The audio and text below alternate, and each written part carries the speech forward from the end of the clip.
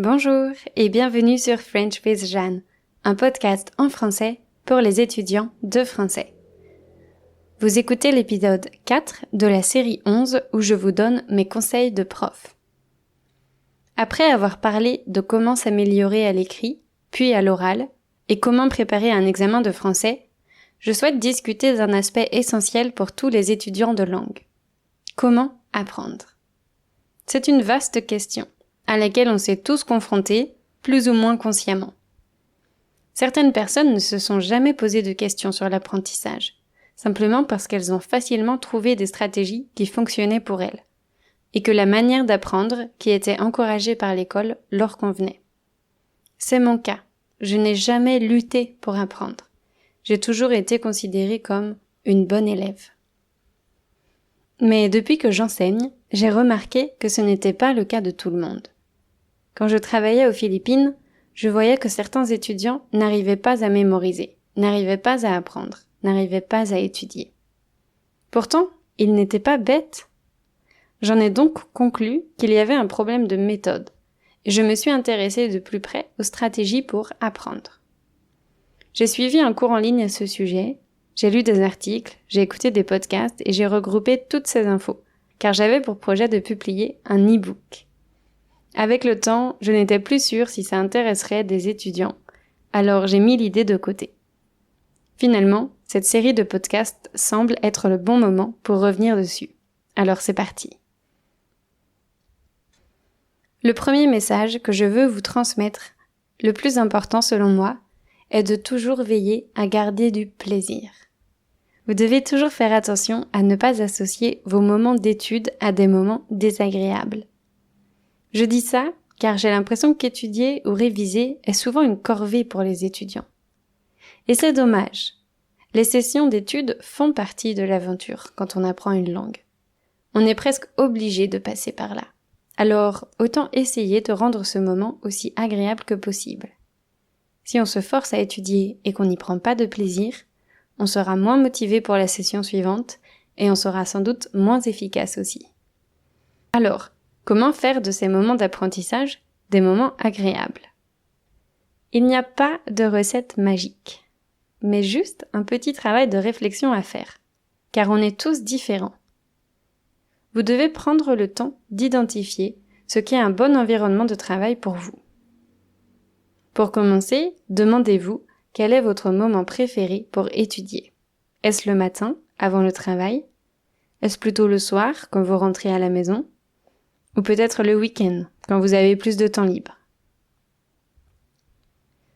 Ensuite, demandez-vous dans quel espace vous aimez étudier. Que préférez-vous? Être chez vous, assis à votre bureau, dans une chaise confortable, dans le silence, ou aller dans un café pour être entouré de bruit? Personnellement, j'aime les deux. Parfois, j'ai besoin d'être seule chez moi avec une musique douce. Et parfois, j'ai envie de sentir la vie autour de moi, car ça stimule ma créativité. Et puis, j'ai souvent un thé ou un café, et parfois un petit goûter. Ça fait partie des habitudes de travail qui me donnent envie de travailler. Puis, vous pouvez aussi vous questionner sur le support que vous préférez utiliser. Un cahier, un ordinateur, une tablette, un peu d'étroit? Quel est le plus agréable? Quel est le plus pratique? C'est à vous de décider. Enfin, vous pouvez réfléchir à si vous aimez mieux étudier seul ou en groupe. Les deux situations ont leurs avantages et leurs inconvénients. Là encore, ça dépend entièrement de votre personnalité. Une dernière chose que je vous encourage à faire quand vous étudiez, c'est d'éviter les distractions autant que possible. Il y a beaucoup de choses qui peuvent vous distraire quand vous étudiez, et à chaque distraction, sa solution. Si vous êtes facilement distrait ou distraite par le mouvement ou les autres, isolez-vous dans une pièce fermée. Si le bruit vous gêne, utilisez des écouteurs ou des bouchons d'oreille. Sur l'ordinateur, désactivez les notifications. Cachez vos favoris et créez un bureau pour le travail.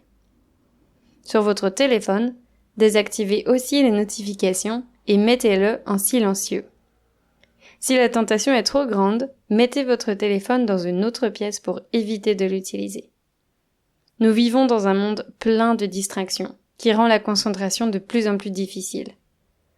Une fois encore, la clé est de bien se connaître pour pouvoir lutter contre ses faiblesses. Parlons maintenant des différents profils d'étudiants. On va rentrer un peu dans la théorie. On discerne généralement 4 profils d'étudiants. Il y a l'étudiant visuel, l'étudiant auditif, l'étudiant verbal et l'étudiant kinesthésique. Je vais vous décrire ces profils et vous donner quelques stratégies efficaces pour chacun. Allons-y. Les personnes visuelles apprennent mieux quand elles voient, quand elles regardent. Voici quelques stratégies adaptées à ce profil. Utilisez des documents clairs visuellement, avec des titres, des sous-titres, des couleurs, des cadres, de la mise en forme, des symboles, etc. Présentez le contenu sous divers formats, comme des tableaux, des diagrammes, des schémas, des infographies, des dessins et des cartes mentales. Surlignez les informations importantes dans un texte ou un document. Regardez des vidéos. Visualisez des mots ou des règles. Dessinez. Recréer des résumés à partir de sa mémoire. Étudier dans un endroit sans distraction visuelle ni mouvement. Quand j'étais étudiante, j'avais un très bon ami espagnol qui imprimait tous ses cours et passait des heures à les relire en surlignant les informations très importantes en rouge et celles un peu moins importantes en bleu. À la fin, ses cours étaient super colorés et seulement lui pouvait s'y retrouver. Mais ça fonctionnait pour lui. Les personnes auditives apprennent mieux quand elles entendent, quand elles écoutent. Voici des stratégies efficaces pour elles. Bien écouter les cours et les enregistrer, pour les réécouter plus tard. Réciter ses leçons et lire à voix haute. Utiliser des chansons ou des mélodies pour apprendre du vocabulaire. S'enregistrer et s'écouter. Discuter avec d'autres étudiants. Écouter des podcasts et émissions de radio. Étudier dans un endroit silencieux ou avec des musiques sans paroles. Actuellement, je travaille avec une étudiante qui a ce profil. Elle s'appelle Janie et elle a mis en place des stratégies très efficaces pour apprendre du vocabulaire. Elle écrit des textes, puis je m'enregistre en train de les lire et elle écoute ces textes quand elle est en voiture. Grâce à ça, son vocabulaire s'est rapidement enrichi et elle utilise des structures de phrases de plus en plus variées. Les personnes verbales apprennent mieux quand elles utilisent la langue. Voici quelques stratégies adaptées à ce profil. Lire et relire. Écrire, recopier et annoter. Prendre des notes pendant les cours. Résumer des présentations visuelles avec des phrases.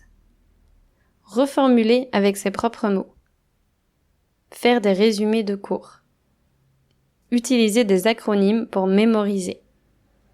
Utiliser des livres, des blogs, des infolettres, des paroles de chansons, des poèmes. Quand je pense aux étudiants de ce profil, je pense à Juan. Juan est argentin et il est lui-même professeur d'espagnol en Angleterre. Il a une passion pour l'écriture, et c'est donc naturellement qu'il écrit et qu'il lit beaucoup de textes en français.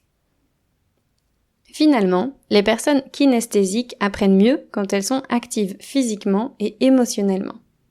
Ces étudiants peuvent prioriser la pratique à la théorie, utiliser des jeux pour apprendre, faire des jeux de rôle pour mettre en pratique, utiliser des exemples personnels ou choquants pour mieux les mémoriser, réciter en se déplaçant, manipuler et utiliser des objets pour accompagner l'apprentissage, chercher eux-mêmes des acronymes ou mélodies pour mémoriser quelque chose, utiliser des comparaisons pour comprendre des concepts, faire des pauses fréquentes. Je me souviens d'une étudiante américaine débutante avec qui je venais d'étudier la négation. Elle s'était exclamée « C'est comme un sandwich avec le verbe au milieu ». J'avais trouvé cette image de sandwich de la négation absolument géniale. Bien sûr, ces profils ne sont pas définitifs. Une personne a souvent un profil dominant, mais peut emprunter des stratégies aux autres profils. En plus de ça, on peut évoluer dans le temps ou utiliser des stratégies différentes selon les sujets ou les moments.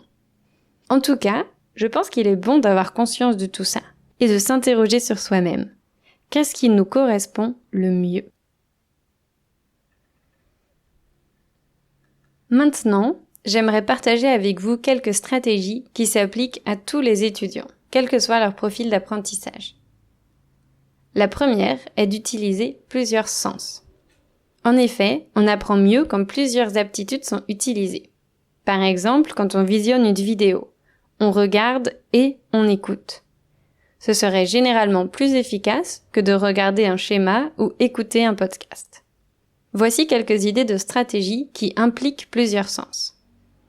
Assister à un cours en prenant des notes, écouter un podcast en marchant, lire une carte mentale à voix haute, jouer à un jeu qui nécessite d'écrire, commenter une ressource à l'écrit ou à l'oral, créer puis accrocher des notes, présenter une notion via un schéma puis via des phrases.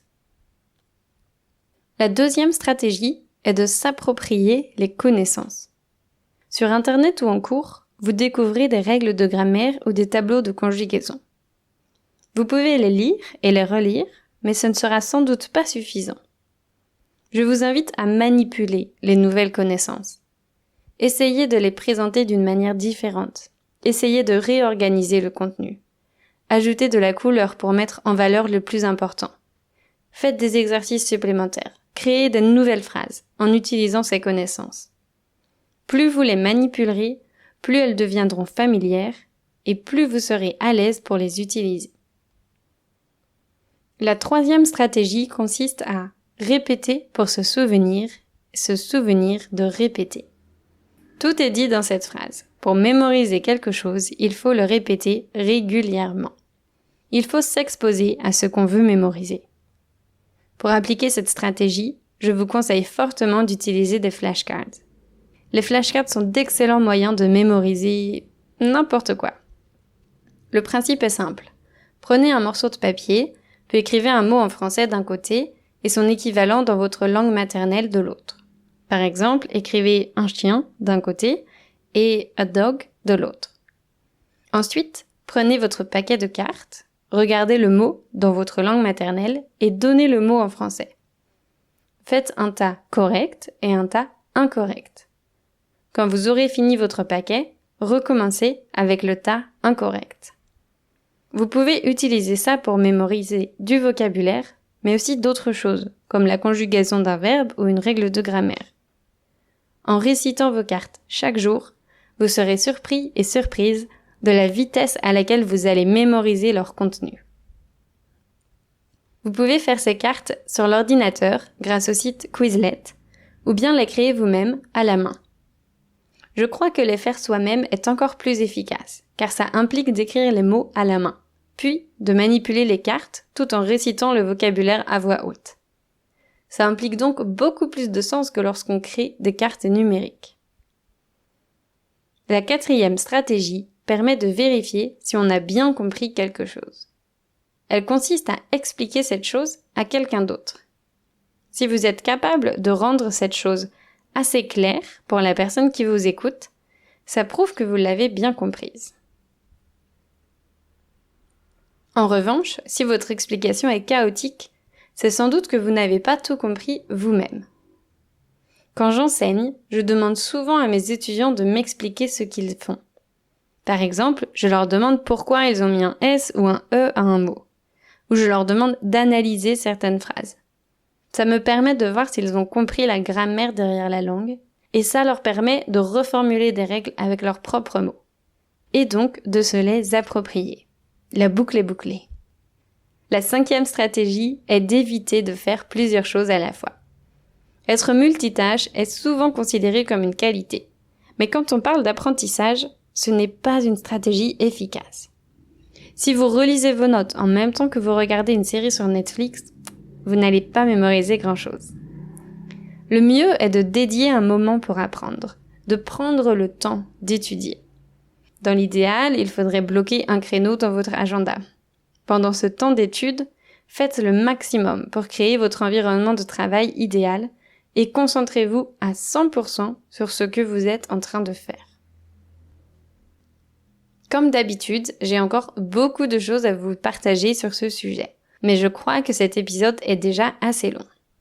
Voici un petit récapitulatif des stratégies que j'ai évoquées aujourd'hui. 1. Créer son environnement de travail idéal. 2. Connaître son profil dominant. 3. Utiliser les stratégies d'apprentissage les plus efficaces pour vous. 4. Cumuler plusieurs sens. 5. S'approprier les connaissances. 6. Répéter pour se souvenir de répéter. 7. Expliquer à quelqu'un pour vérifier si on a compris. Et 8. Éviter le multitâche en bloquant des créneaux pour étudier. En plus de ça, avoir une bonne hygiène de vie est essentiel pour que notre cerveau fonctionne bien. Veillez donc à faire assez d'exercices, dormir assez et réduire votre niveau de stress. Avant de clore cet épisode, je voudrais remercier tous les étudiants qui m'ont généreusement offert des cafés. Grâce à vous, mes moments de création sont plus agréables. Je me sens aussi motivée à continuer à produire ce podcast malgré le temps que ça me prend. Donc, un grand merci à Christina, Joao, Anna, Paul, Erin, Peter, Suzanne, Manish et Natalia. Vos petits mots me vont droit au cœur et je pense à vous à chaque fois que je me mets au travail. Bonne journée à tous et à dans 2 semaines pour le dernier épisode de cette série.